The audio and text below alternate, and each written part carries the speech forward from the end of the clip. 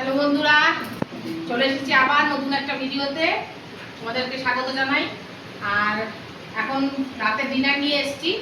ডিনারে আছে আজকে, তোমরা জানো দুপুরেও আজকে বাপের বাড়িতে ছিলাম, রাতেও এখন খাওয়া দাওয়া করেই যাব।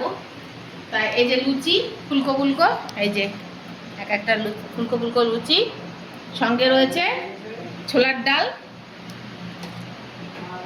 যে আর এই যে আলুর দম, কাবুলি ছোলা দিয়ে আলুর দম। এই যে এই যে ছেলেকে দিচ্ছি, বাবাকে দিচ্ছি, মা আর ভাইয়ের বউ যে লুচি ভাজছে, তাই আমি এখন এই যে ওদেরকে দিয়ে দিচ্ছি।